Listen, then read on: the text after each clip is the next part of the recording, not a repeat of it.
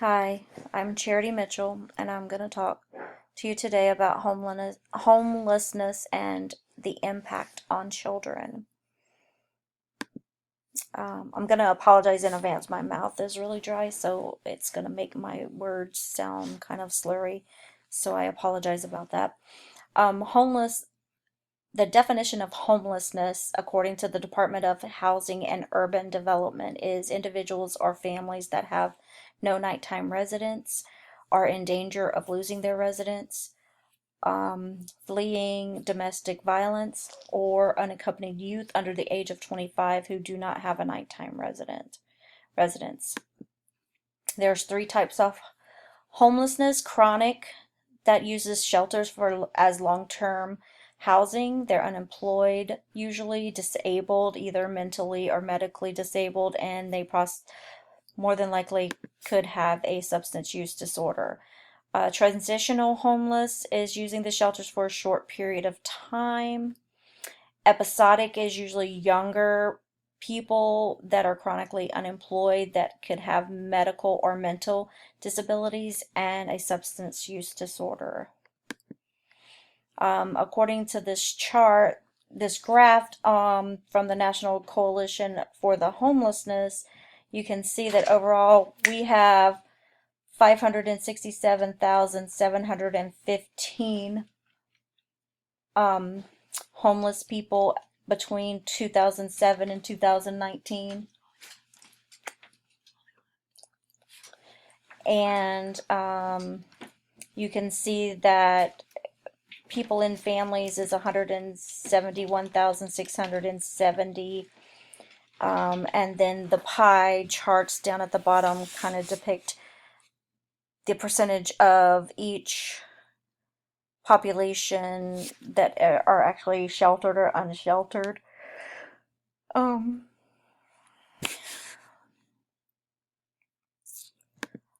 then here we're looking at homelessness by race and ethnicity. According to the National Coalition for the Homeless, you can see that on here the Native Hawaiian and Pacific Islander is the highest group of minorities per 10,000 that are homeless. The minorities as a whole, they are actually the major percentage of people in America that are homeless. So we definitely see homelessness in the minority group, in the lower, which usually live in the lower income areas and experience poverty. Risk factors: poverty, less jobs, decrease in public assistance, domestic violence, mental illness, and addiction. At-risk population, according to the National Law Center on Homelessness and Poverty in 2011, 1.5 million homeless children and youth are enrolled in public schools. I find that number staggering. According to Supporting the Success of Homeless Children and Youth, 53,649 families were homeless in 2019, with 100,000 unaccompanied homeless youth enrolled in public schools. And of the unaccompanied youth of color, LGBTQ are disproportionately represented in this number here. The effects, the homeless effects on children and youths. A child that is homeless, they'll see lower grades, and there's an increased risk of dropping out of school. There's going to be frequent absenteeism, lack of school supplies, lack of adequate meals, which will go into the lower grades because they are not able to fill their stomachs, so that makes them less able to focus in school. And behavioral issues. The parents are going to see the behavioral issues but the school is definitely going to see some behavior changes in children who are homeless. Um, this the review literature, I just picked some certain times. In 1640 was actually the first cases of homelessness was recorded in the early colonies, which also fed into the Native Americans and early colonists, who were victims of the war, or and the early colonists trying to get the Native Americans out. So there was definitely some victims along the way of that. Not just the Native Americans, but also the colonists as well. Um, in 1734, the first poorhouses were built, and they were used as jails and homeless shelters.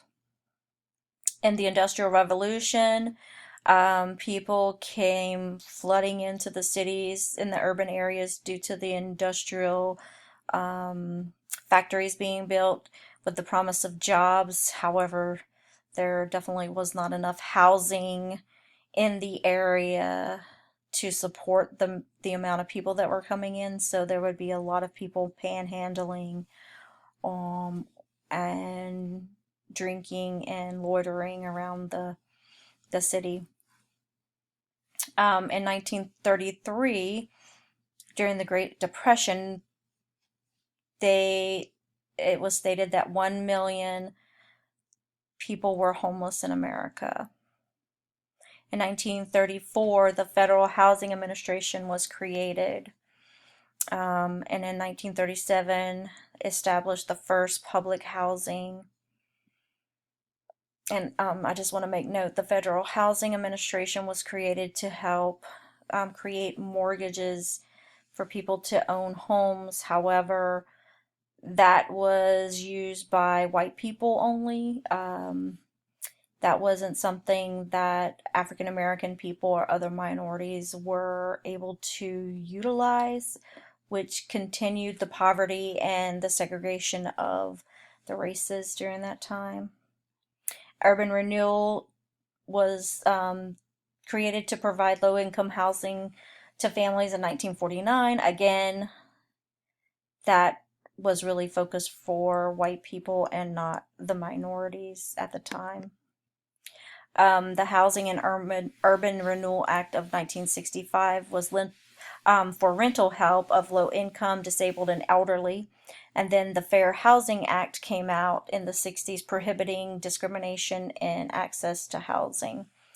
The 1974, the Housing and Community Development Act created the Section 8 program. Stuart B. McKinney Homeless Assistance Act in 1977 defined homelessness and provided funds to shelters. In 1982, the National Coalition for the Homeless were created. In 1987, the McKinney-Vento Act was created.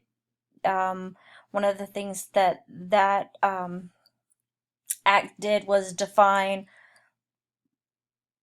what it defined homelessness for children and families and youths, and made it so that families would have liaisons through the school to help provide transportation for the kids, and help getting them registered and maintaining within the school that they began, and helping them out any way they can. I know at our public schools that our homelessness coordinators do go to the motels to get the kids in and pick them up and drive them to school. They provide school supplies every year, so they get a backpack and school supplies, so no kid goes without. And they have something called Blessing in a Backpack that sends home food over the weekends, so the kids will have something to eat while they're out of school for the weekend, and for when there's holidays and other breaks. In 1997, Stuart B. McKinney Act established to better coordinate homelessness is programs within the government agencies. The Chronic Homelessness Initiative of 2002 encouraged local and state governments to create a 10-year plan to end chronic homelessness. The McKinney-Vento Act, underneath that McKinney-Vento Act, the HEARTH Act of 2009, was created to consolidate the programs for homeless people and families, and it also had a new definition of homelessness. As far as services, I'm going to talk about two programs that that we have in our area that are really focused on helping not only homeless people but homeless families and homeless students as well.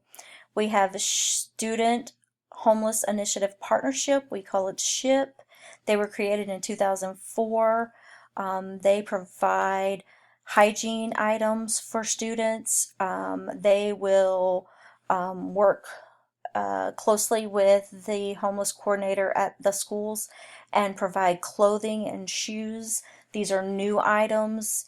People in the community volunteer to purchase pieces of the child's needs, t-shirts, whatever, and donate those, so they're always new. They pay for youth activities if the kids are interested in extracurriculars. They have been known to purchase computers or cameras for high school students that are unaccompanied and need these things for school.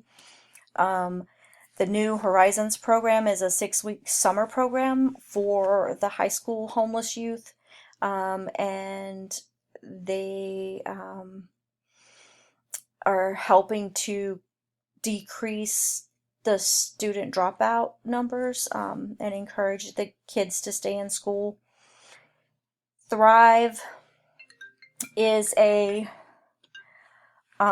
new program. It's for host families, people to volunteer to take care of, to allow these unaccompanied youths to come in and have a safe place to stay in order for them to finish school.